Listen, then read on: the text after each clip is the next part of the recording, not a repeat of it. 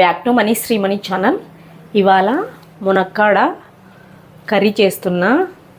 ఈ కర్రీ నేను వేసే పొడి వేసి చేస్తే చాలా టేస్టీగా ఉంటుంది. పిల్లలు కూడా చాలా ఇష్టపడి తింటారు. సో ఫస్ట్ మునక్కాడల్ని ఇలా సన్నగా కట్ చేసుకొని వాటర్తో క్లీన్ చేసుకొని పక్కన ఉంచుకోవాలి. ముందుగా మనం స్టవ్ ఆన్ చేసుకొని ముందు పొడి ప్రిపేర్ చేసుకోవడానికి మసాలాని వేపుకుందాం. ప్యాన్లో పల్లీలు వేసుకున్నాను, కనిపిస్తున్నా.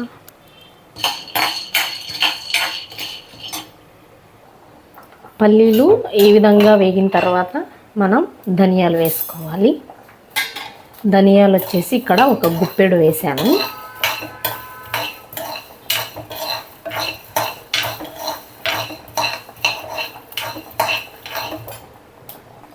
ధనియాలు పల్లీలు ఈ విధంగా వేగిన తర్వాత నేను ఇక్కడ ఎండుమిర్చి వేసుకున్నాను.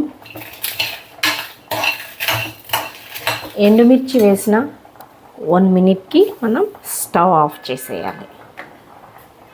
ఇక్కడ పల్లీలు ధనియాలు వేపుకునేటప్పుడు కాస్త జాగ్రత్తగా వేపుకోవాలి, మాడనివ్వకూడదు. వీటిని చల్లారనివ్వాలి. అంతలోపు మనం మునక్కాడకి పోపు పెట్టుకుందాం. ఇప్పుడు పోపు పెట్టుకోవడానికి నేను అడుగు మందంగా ఉన్నటువంటి గిన్నెను తీసుకున్నాను. స్టవ్ ఆన్ చేసుకున్నాను. ఇప్పుడు అందులో ఆయిల్ వేసుకుంటున్నాను. ఆయిల్ బాగా వేడెక్కిన తర్వాత సన్నగా కట్ చేసి పెట్టుకున్న ఆనియన్స్ వేసుకున్నాను. ఆనియన్స్ అలా వేగిన తర్వాత కొద్దిగా ఆవాలు, కొద్దిగా పచ్చిశనగపప్పు, కాస్త కరివేపాకు వేసుకొని ఇలా కలుపుకోవాలి.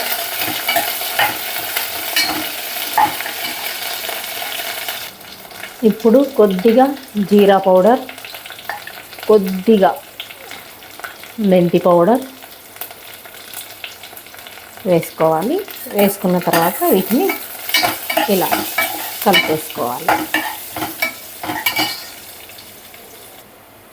ఇప్పుడు ఇందులో మనం ఆల్రెడీ కట్ చేసి పెట్టుకొని వాటర్తో క్లీన్ చేసుకున్న మునక్కాడ ముక్కల్ని ఇందులో వేసుకోవాలి.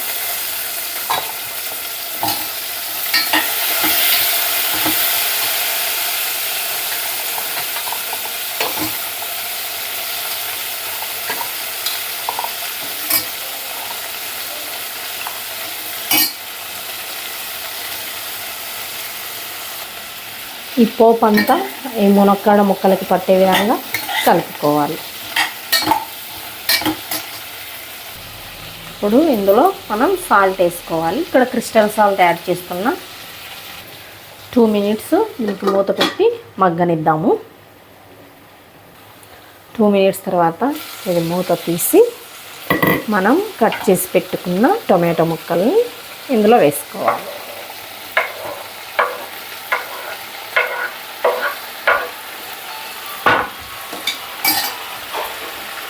వేసుకోవాలి.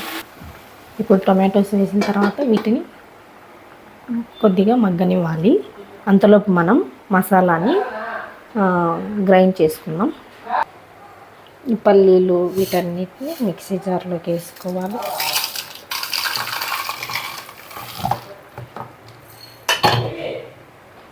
అలానే కొబ్బరి ముక్కలు, అలానే వెల్లుల్లి రెబ్బలు వేసుకొని గ్రైండ్ చేసుకోవాలి.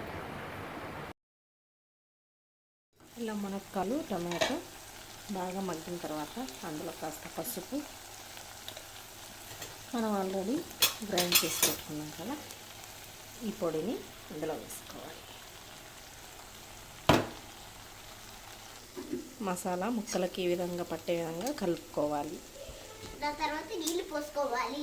ఇప్పుడు మిక్సీ జార్లోకి వాటర్ వేసుకొని ఇందులో వాటర్ని యాడ్ చేసుకోవాలి. సాల్ట్ అదంతా ఇప్పుడు చెక్ చేసుకొని తక్కువ అయితే సాల్ట్ యాడ్ చేసుకోండి. ఇక్కడ మీకు కన్సిస్టెన్సీ ఇలా కాస్త లూజ్గా కావాలా అనుకుంటే వాటర్ నేనైతే అక్కడ మిక్సీ జార్తో 2 సార్లు వేసాను వాటరు. మీకు లేదు కొద్దిగా చిక్కగా కావాలంటే వాటర్ ఒక మిక్సీ జార్ వేసేసుకొని ఈ మసాలా అంతా ముక్కలకి బాగా పట్టాలి. సో ఒక పొంగు వస్తే సరిపోతుంది. ఎందుకంటే ఆల్రెడీ మునక్కాడ ముక్కలు కూడా చాలా బాగా అంటే ఉడికాయి. సో ఈ మసాలా అన్నది దానికి పడితే సరిపోతుంది. ఒక పొంగు రాస్తే సరిపోతుంది. మూత పెట్టి మనం దీన్ని ఉడకనిద్దాం. ఇప్పుడు మూత తీసి చూడండి, ఈ టైంలో మనం ఆఫ్ చేసేయాలి. చూడండి,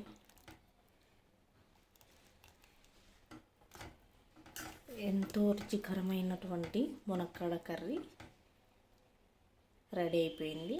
మీరు కూడా ఈ విధంగా ట్రై చేయండి, చాలా టేస్టీగా ఉంటుంది. ఈ మునక్కాడ కర్రీ రాగి ముద్దలోకి, అన్నంలోకి, చపాతీలోకి ఎందులోకైనా చాలా బాగుంటుంది. మస్ట్ ట్రై రెసిపీ అని చెప్తాను. కానీ ఇప్పుడు నేను ఇక్కడ ఏమేమి వేసానో అవి మాత్రమే వేయండి, చాలా టేస్టీగా ఉంటుంది. Thanks for watching. ఎవరైనా ఫస్ట్ టైం చూస్తున్నట్లయితే మన ఛానల్ని సబ్స్క్రైబ్ చేయండి, లైక్ చేయండి, షేర్ చేయండి, కామెంట్ చేయండి. Thanks for watching. ఈ రెసిపీ మస్ట్ ట్రై రెసిపీ అని చెప్తాను. పిల్లలు కూడా చాలా ఇష్టంగా తింటారు.